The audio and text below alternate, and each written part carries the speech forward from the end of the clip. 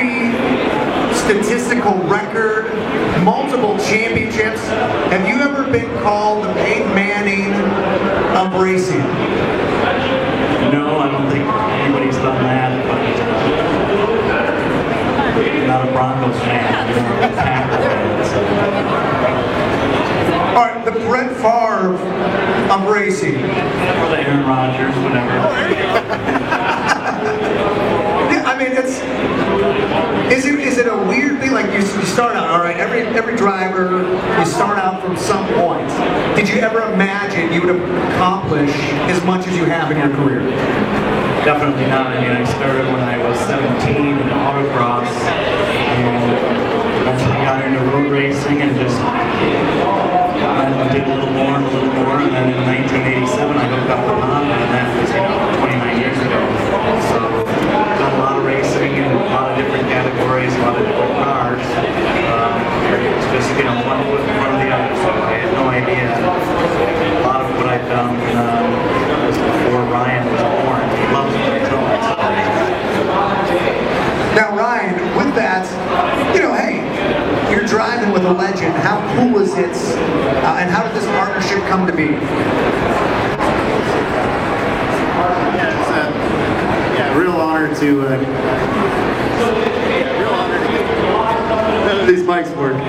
Okay, mic check. There we go. Real honor to get to drive with Peter. Been able to learn a lot from him. Some of the scheduled tracks we go to I'd never been to before, like Long Beach last year. He was able to help me with that. And then just really making me feel welcome in the Honda family because they've been a part of it for so long. And like Peter said, he's been racing Honda since before I was born, which is 32 years ago. So getting to drive for Honda for the last 5 or 6 years and then moving into the Acura brand, which is a natural progression, was something I've really been fortunate to do, and we've been pretty strong with our Acura TLX program, so I just kind of take it day by day, and he knows a lot about all the good restaurants to eat at and the quickest way to get to most of the airports, so I've been able to learn on that side too. Now, before we move on, what would you say for Long Beach? Like, where, your top 3 spots, Peter? Where do you tell Ryan to go for dinner? Well, we have a lot of places, but we're not going to tell you guys because we don't want to, not get a table. But, we love Long Beach. This is the Monaco of North America right here. I don't know if everybody realizes just how cool of a venue this is. Of all the people, the track itself is a wonderful street track. I've been on like 27 different street tracks around the country, and they're all kind of, they do their best that they can given the street layouts of what they've got to work with. But Long Beach is definitely the closest thing to a purpose-built road track right here on the streets. When you drop wheels off at a regular racetrack like Laguna Seca or other tracks around the country, you can just pick up a cloud of dust and continue on down the road. When you drop a wheel off here in Long Beach or other street tracks, there's something called a Jersey barrier that keeps you on the track, and it does a really good job. So you don't want to get too close to the barriers, but of course you want to maximize the road that they give you. So it's a definite challenge for us in our cars and for any of the cars running at Long Beach. But what a place! The fans are the best, and the track's the best. So what were some of the things, Ryan, that Peter told you about Long Beach that will help you racing this weekend? Yeah, last year he was pretty adamant that the walls won't move when you hit them, so don't do that. And just, the big thing about this place is corner exit onto the front straightaway is one of the tightest hairpins. In fact, we went to a track and rented a parking lot inside the track and set up cones just to be able to make a super tight radius that leads on the front straightaway here. So that's how serious that corner is and important to a lap time because it's one of the longest straightaways we go to on any track, let alone a street course.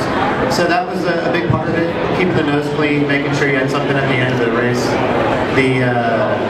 The walls, as we said, are very unforgiving, and with some of the fast corners here, as we saw last year, there was a lot of carnage in our event, and so just keeping the thing clean and bringing it home. I think we finished 7th or 8th last year, which was a good first time to Long Beach for me. Yeah, hey, top 10. You can't beat that. I mean, especially first time. Now, Peter, you wanted to extend points about Long Beach? Right. Oftentimes, turn 1 is the place you want to be to see all the cars try to funnel down to a single file situation like on the first lap. But actually, here at Long Beach, it's the fountain turn because everybody goes cramming in there, and you have to go through their single file. And it's oftentimes it's like you get in there and you're 2x2, and it's like the guys in front of you are like, "No, you go ahead. No, you go ahead. No, you go ahead." And then everything just really starts to back up, and it can be very dicey. So that's the place that I might have tried to warn Ryan about, because in a previous year I hit my own teammate there when everything came to a stop. I prefer to call it getting hit from ahead, but my teammate didn't see it that way. So definitely a challenge to try to get around this place. So, Ryan, basically, watch out if Peter's behind you going around that fountain. Now, you do something pretty cool. We were talking about it in your podcast, Dinner with Racers. How did that all start? Can you tell the fans about it? Yeah, my partner on dinnerwithracers.com, if anyone's interested, check us out on iTunes. Sean Heckman, who's done a lot of media production stuff in the industry for the last couple of years. He and I kind of had the idea kicking around for the last probably 3 or 4 years. We finally just said, let's take the time in the off season and do it. And we were able to get sponsorship with Continental Tire. And then Acura very nicely let me use my MDX streetcar to drive literally from Atlanta to Monterey, California, to Chicago, to Fort Lauderdale, and stops along the way. We did something like 8,000 miles in 30 days, and we were able to come up with 30 podcast episodes talking to different racers and people in the sport, not necessarily drivers, sometimes crew members, team owners, team managers, drivers, journalists from the media, and so forth. And it just worked out really well. We just had our 120,000 download this week, and it's free, so check it out. And we're looking forward to season 2. We're going to hopefully have Mr. Peter Cunningham on, if he'll have us. Yeah, he's the most expensive guest we've ever had. So, but yeah, so it's a really cool thing. The fan response has been phenomenal, and we're just very fortunate that Continental and Acura helped us out to make it all possible. No, and you guys definitely check it out because it's very laid back, just chatting. And I know Peter, he's going to want you to go to West Hollywood and one of the finer steakhouses like Musso and Frank's or something like that. If you had one restaurant for Dinner with Racers, where would you choose? Poco Loco would be my first choice. It's in Old Bromley, Wisconsin. It's kind of a long drive from the Long Beach area, but I promise you it's worth it. Authentic, West Coast Mexican style food, top-notch ingredients. In Wisconsin. Okay, good margaritas, that's key. Now we actually have, you guys are talking about the Acura because that's what you guys drive, the Acura TLX. We actually have one in the Honda display to our left. However, we've got the Pirelli World Challenge. The paddock is actually an open paddock that you guys can check out. Now, when you guys do you visit that quite often? And can you interact with fans, Ryan, in that paddock?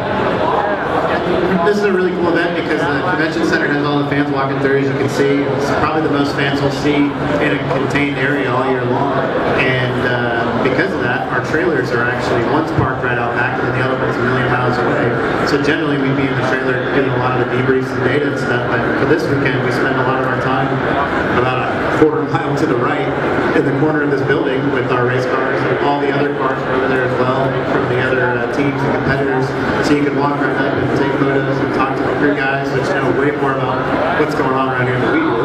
And then we can chat with you as well. That's awesome. That's what I love about racing, is just how accessible drivers, crew members are to the fans. Peter, you guys, this is round 5 in the Pirelli World Challenge. What are you guys looking forward to get out of this weekend? Well, we're hoping for a podium certainly this weekend. There's a lot of Honda associates that work off the road in Torrance, California that will be here cheering us on. We definitely think that the Acura TLX GTs are the coolest cars here. But to your point about the paddock over there, I mean, there are some really neat cars over there that we race against. We've got McLarens, Cadillacs, Audis, Porsches, Ferraris, BMWs, just all kinds of different cars, all in this GT3 category. And they're production-based cars, but they're the highest Zoot production cars you've ever seen. And a lot of diversity, really good teams, really good cars, and we're just lucky to be in the anchors. Now, do you guys think, like obviously there's a variety of different manufacturers like you just mentioned in Pirelli. Do you think, Ryan, in IndyCar, if they opened it up, right now it's Chevy and it's Honda, do you think if they opened it up to even 2 or 3 more manufacturers, then the popularity might rise? I think it is actually open. You just have to present a case and probably a proposal to see if they want you. The series, Lotus initially had a project that they tried to put together there, but I think if you look at the history of North American motorsports, 2 of the biggest brands that supported are GM and Honda, especially the IndyCar series. There was multiple years where Honda was the only manufacturer willing to put the sponsorship and development into the series, and they were the only manufacturer for a long time. So I think that means Honda's the winningest IndyCar package you can get. I would like to see more manufacturers, but I'm not an IndyCar guy, I'm a sports car guy, and I race in one of the best series of Peter, I think, in the world, because we have something like 16 different manufacturers on given weekends. And like Peter mentioned, McLaren, Ferrari, Lamborghini, Mercedes, Acura, we get to go out there with some of the coolest cars in the world, and we get to race them. And so, fortunately, here at Long Beach, you get to walk right up to them and see them up close and personal, and we're going to put on a heck of a show this weekend for sure. Do you ever feel guilty if you potentially wreck a Ferrari or a Bentley? Not really. We don't make a habit of wrecking, and certainly in our series, that's not how you